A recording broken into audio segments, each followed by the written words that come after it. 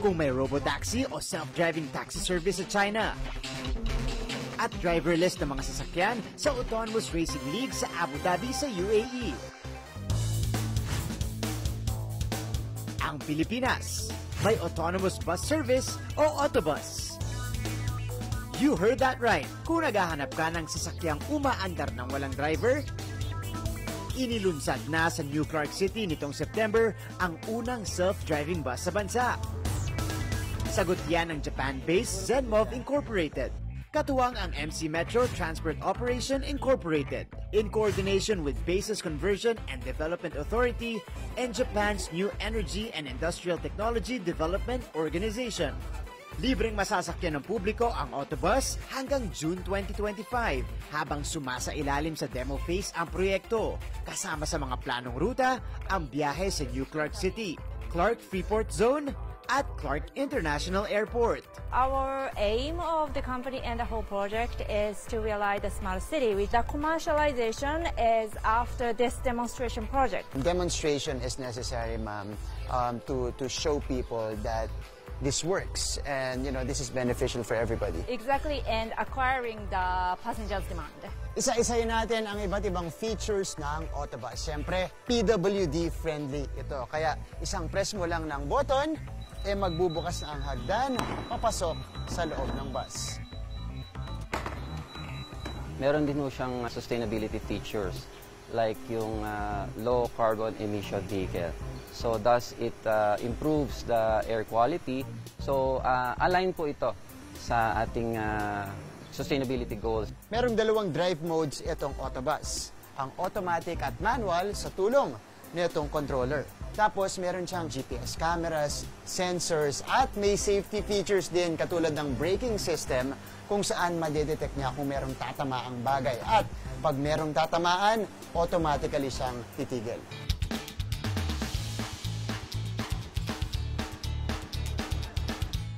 Mga kapuso, nandito na tayo sa loob ng autobus. Merong 4 stops itong autobus sa kalakyan nitong New Clark City. Nandyan ang Aquatics, the stadium, nandyan ang Enga, tapos River Park.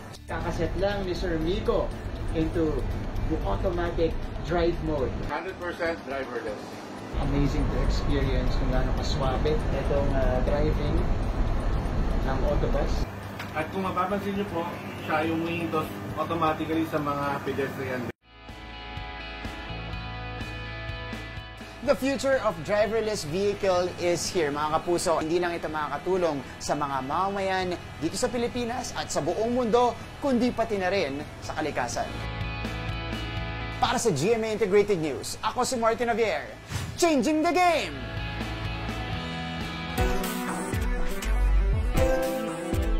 Aabot sa 61,000 metric tons ang dami ng solid waste sa bansa kada araw.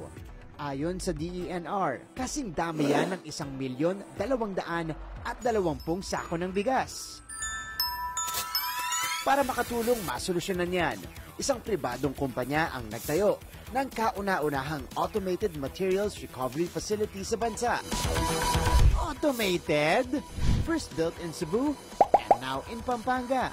Karaniwang MRF lang ang meron sa kada lungsod at munisipalidad sa bansa kung saan dinadala ang ating mga basura for segregation and sorting. Sa automated MRF, expect state-of-the-art cutting-edge technology. What we do is we receive mixed municipal solid waste from different public and private entities. It goes through this MRF warehouse for a robust segregation and sorting process. Ang ilan sa waste management equipment in charge sa sorting, segregating at processing nagmula pa sa Asia at Europa.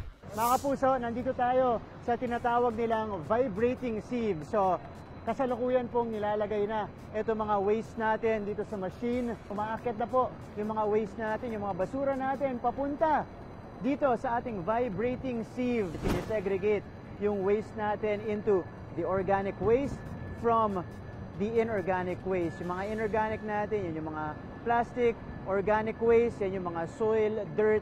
Ang good news dito, these equipment can help reduce over 15,000 tons of methane emission per annum. Nandito tayo sa tinatawag nilang baler. Ito po yung equipment na magko-compress ng non-recyclable solid waste natin. So tara, start na natin. Nakikita natin, nirarap po nila yung mga basura natin. They wrap it up para hindi siya mag-emit ng smell, para mabawasan din po yung methane emission. Hindi pa dyan nagtatapos ang ambag ng automated MRF dahil alam nyo bang it also turns waste into sustainable fuel? Refuse-derived fuel, so it's not a liquid type of fuel. So it's basically the plastics that we're able to recover from the mixed municipal solid waste. What we do with that is we shred it, and then that shredded material is a coal alternative for power. At ang mga pwedeng makinabang dito, Our main customers are really the LGUs. So our intent is really to serve the LGUs north of Metro Manila all the way to north of Luzon. Mga kapuso, ito na ang future ng waste management dito sa bansa. Nakita natin kung gaano ka-efficient at ka-environment friendly yung proseso nila dito. Meron na sa Luzon, meron na sa Visayas, pero sana po mas marami pang lugar dito sa bansa ang maka-adapt nito. Para sa GMA Integrated News, ako si Martin Javier, changing the game! with 3 active train lines. Ganito ngayon ang network ng mga tren sa Metro Manila. Pero ganito talaga pinropose ng Japan International Cooperation Agency o JICA in 1973. Kasama ang isang subway. Finally, after 5 decades, ginagawa na ang underground train system. At meron tayong exclusive update. To see is to believe, ika nga. At nandito tayo ngayon sa Valenzuela Depot.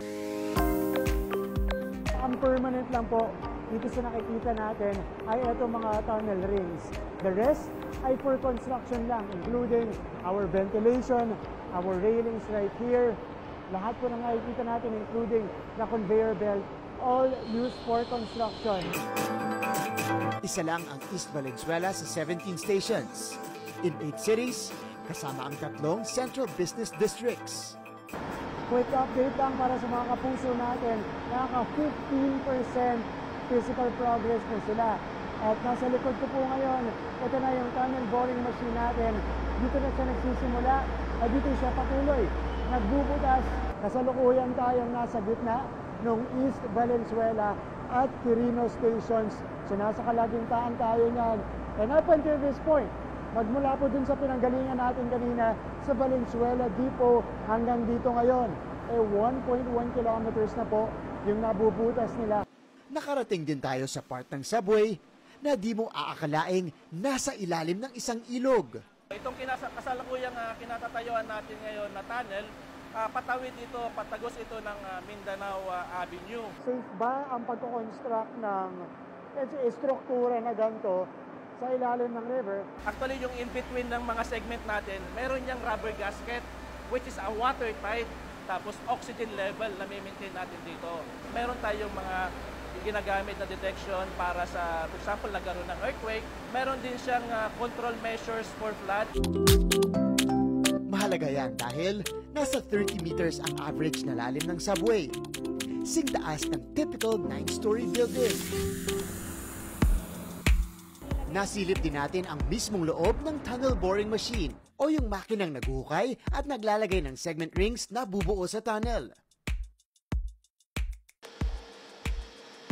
From its cockpit na nagsisilbing control center ng tunnel construction to the chamber kung saan binubuo ang mga tunnel ring na merong 6 na panel segments. Yung 5 po, nasa likod, ay yun yung mahaba, yun yung malalaki. Yun yung main parts ng tunnel ring natin. Yung pang-6 na piraso na magbubuo nito, ng mga panel segment natin, nandito po siya. Ito pong piraso na to, yung pang-6, siya yung magsisilbing lock o pangbuo ng tunnel ring natin. Kumbaga sa puzzle, siya yung final piece of the puzzle para mabuo po, para maging solid yung mga rings natin.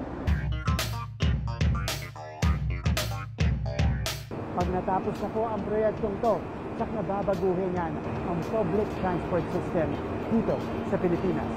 Para sa GMA Integrated News, ako si Martin Javier, changing the game!